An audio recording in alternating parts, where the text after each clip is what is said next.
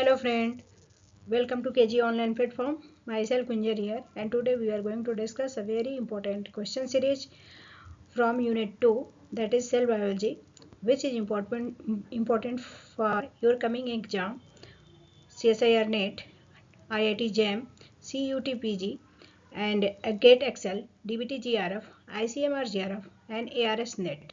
ये जो है यूनिट 2 से कुछ इम्पोर्टेंट क्वेश्चन सीरीज है जो मैं लेके आई हूँ और उसको आज हम लोग देखेंगे। इसके पहले वीडियो में मैंने इसके कुछ कंसेप्ट क्लियर कराए थे सेल बायोलॉजी से related. So on the basis of that आज हम कुछ क्वेश्चंस को एक्सप्लेन करेंगे और देखेंगे कि आप जो है वो कितना परसेंट क्वेश्चंस अटेम्प्ट कर पाते हैं।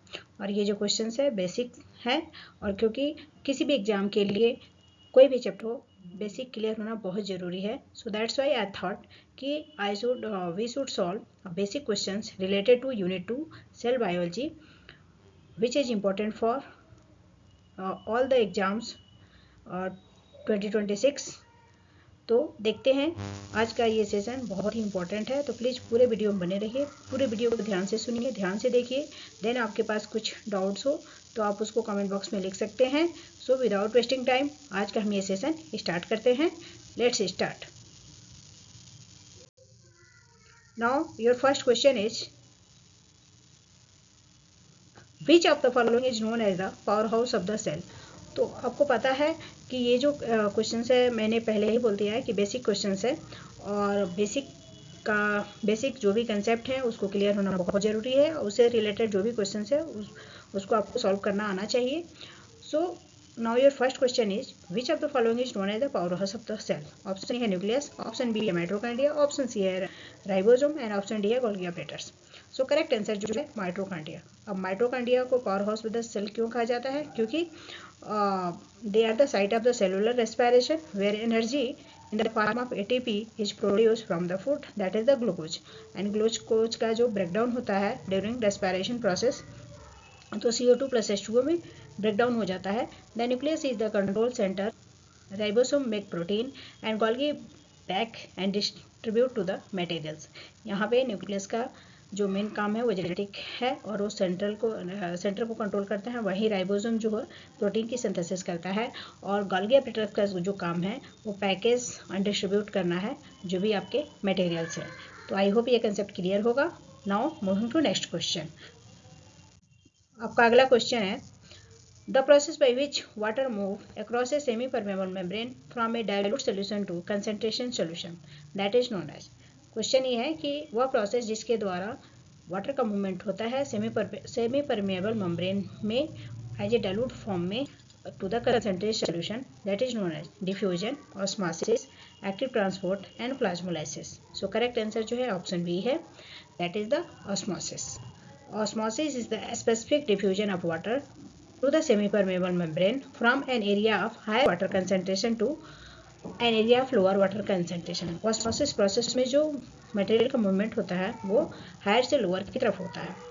तो कंसनट्रेटेड सोल्यूशन होता है। Diffusion is for any molecules, active transport require energy and plasmolysis is the result of the osmosis. Osmosis के थ्रू ही प्लाज्मोलाइसिस होता है। तो करेक्ट आंसर जो है आपका ऑस्मोसिस है।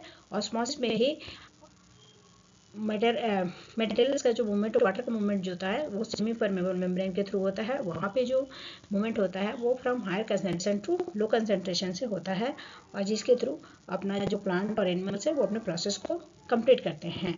सो आई होप ये ये जो क्वेश्चन है ये क्लियर है, देना इसके कंसेप्ट भी क्लियर है। Now moving to next question. आपका अगला क्वेश्चन है which cell organelle is responsible for the formation of lysosome. Which cell organelles, कौन सा सेल ऑर्गेनेल जो है लाइजोसोम के फॉर्मेशन के लिए यूजफुल होता है? ऑप्शन ए है एंडोप्लाज्मिक रेटिकुलम, ऑप्शन बी है माइटोकॉन्ड्रिया, ऑप्शन सी है Golgi operators and option D है न्यूक्लियस। सो करेक्ट आंसर जो है ऑप्शन गोल्गी ऑपरेटर्स। यहाँ पे पूछा है कि लाइजोसोम का फॉर्मेशन किस सेल के द्वारा होता है। सो करेक्ट आंसर जो है आपका Golgi operators. The Golgi operators modify, sorts and package protein and lipids made in the endoplasmic reticulum.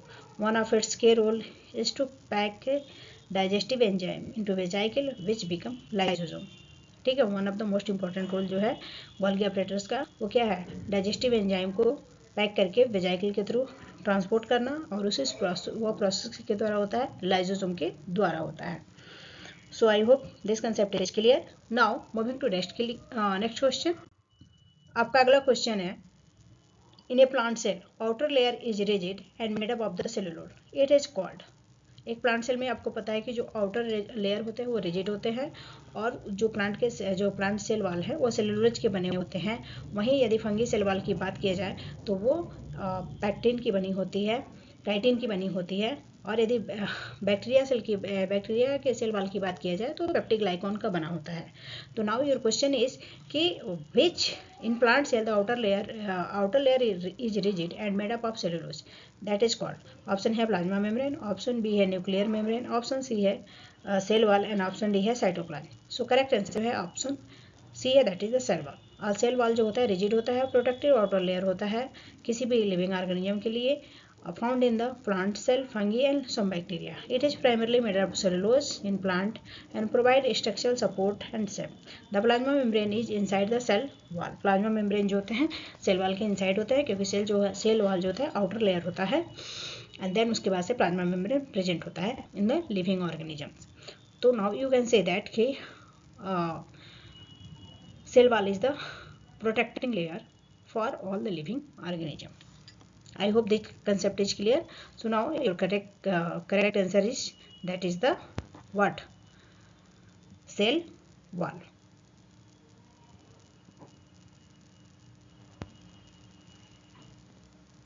Now moving to next question.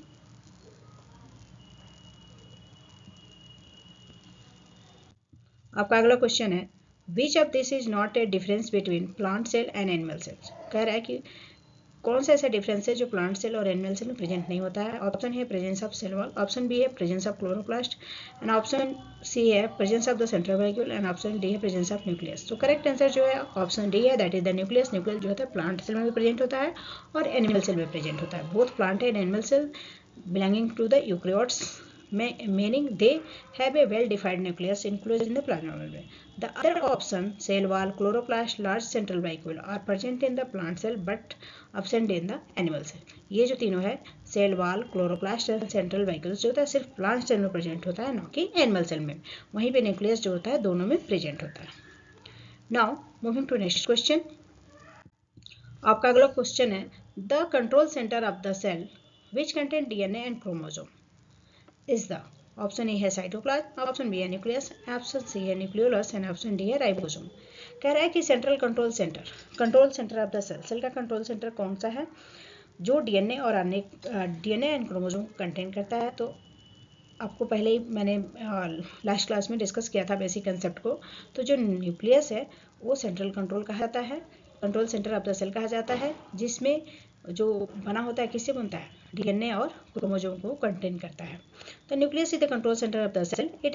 It houses the genetic material, that is DNA, in the form of the chromosome, which carry instruction for all the cellular activities. The nucleolus inside the nucleus and make ribosome. Nucleolus जो होता है nucleus के inside होता है जो ribosome का बना होता है। Now moving to next question. Now your next question is, chromosome are made up of. Chromosome are made up of, option A है DNA and protein, option B है डीएनए ओनली, ऑप्शन सी है protein only, and option D है RNA and lipid. So correct. Now your next question is, chromosome are made up of, option A DNA and protein, option B है DNA only, option C है protein only, and option D है RNA and lipids. So correct answer जो है option A है, that is DNA and protein. Chromosomes are the thread-like structure visible during the cell division. They are composed of DNA tightly coiled around the protein that is called histone. They are composed of DNA. ये जो है DNA के बने होते हैं जो histone protein के द्वारा coiled होते हैं और ये जीन को कैरी करते हैं। Now moving to next question.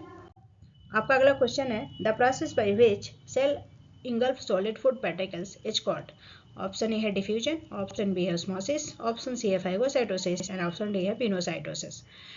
So the process by which cell engulf solid food, वह प्रोसेस जिसके द्वारा जो सेल होते हैं वो सॉलिड फूड को इंगल्फ कर जाते हैं, that known as phagocytosis. Phagocytosis, that is a cell-eating organism. It is a type of endocytosis where the cell membrane extends outwards of the engulf large solid particles like bacteria or food. Diffusion and osmosis are the passive process. Pinocytosis is called cell drinking for liquid. Pinocytosis जो होता है वो cell drinking कहलाता है, वहीं पे phagocytosis जो होता है सेल ईटिंग कहलाता है. So I hope this concept are clear. Now moving to next question. आपका अगला क्वेश्चन है the organelle that help in protein synthesis, वह ऑर्गेनेल जो प्रोटीन की सिंथेसिस में हेल्प करते हैं. ऑप्शन ए है माइटोकॉन्ड्रिया, ऑप्शन बी है लाइसोसोम, ऑप्शन सी है राइबोसोम एंड ऑप्शन डी है वैक्यूल. सो करेक्ट आंसर जो है ऑप्शन सी है, that is the ribosome. Ribosome are the site of protein synthesis. They read the genetic code from mRNA and assemble amino acid into polypeptide chain. They are found freely in the cytoplasm or attached to the rough endoplasmic reticulum. ये जो होते हैं या तो cytoplasm में पाए जाते हैं या तो RER से अटैच होते हैं, क्योंकि राइबोसोम के 2 मेन पार्ट्स होते हैं. एक होता है SER और दूसरा होता है क्या, RER. और RER जो होता है मेन पार्ट होता है प्रोटीन सिंथेसिस का. Now moving to next question. आपका अगला क्वेश्चन है The semi-fluid matrix inside the cell wall where organelles are suspended. वह सेमीफ्लूइड मैट्रिक्स जो सेल वॉल में पाए जाते हैं वो क्या कहलाते हैं. ऑप्शन है न्यूक्लियोप्लाज्म, ऑप्शन बी है प्रोटोप्लाज्म, ऑप्शन सी है साइटोप्लाज्म एंड ऑप्शन डी है सेल सेप. सो करेक्ट आंसर जो है ऑप्शन सी है, that is the cytoplasm. Cytoplasm is the jelly-like substance that fills the cell between the nucleus and cell membrane. It contains all the organelles and it is the site for the many biochemical reactions. Protoplasm include the cytoplasm and the nucleus. Nucleoplasm is inside the nucleus. तो correct answer जो है option C है, that is the cytoplasm. Now moving to next question.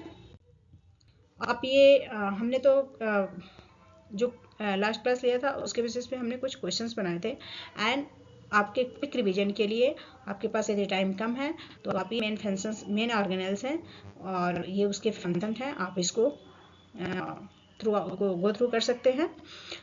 देख सकते हैं कि cell wall जो है रिजिड आउटर लेयर होता है जो सपोर्ट और प्रोटेक्शन का काम करता है. वहीं सेल मेम्ब्रेन जो होता है semi permeable control interior exist of material. Nucleus जो है control centre of the living organism जो DNA और क्रोमोसोम का बना होता है. साइटोप्लाज्म जो है जेली लाइक फ्लूइड होता है, केमिकल रिएक्शंस के प्रोसेस में हेल्प करता है. Mitochondria that is the site of cellular respiration, that is the ATP production. और chloroplast that is the photosynthesis. Ribosome जो होता है प्रोटीन की सिंथेसिस करता है. एंडोप्लाज्मिक रेटिकुलम जो होता है transport network, that is synthesize RER protein और SER lipid. Smooth endoplasmic reticulum पर लिपिड की सिंथेसिस होती है, वहीं RER पे प्रोटीन की सिंथेसिस होती है. सो ये क्विक रिवीजन टेबल है, आप इसको गो थ्रू कर सकते हैं. सो आई होप ये वीडियो आपके लिए बहुत यूजफुल रहेगा. तो प्लीज़ वीडियो अच्छी लगे तो लाइक कीजिए, शेयर कीजिए, सब्सक्राइब कीजिए, कमेंट कीजिए. देन अपने व्यू को भी, अपने थॉट को भी कमेंट बॉक्स में लिख सकते हैं. और आपको PDF अगर चाहिए तो आप मेरा टेलीग्राम चैनल ज्वाइन कर सकते हैं. Thank you everyone. Have a good day. Take care.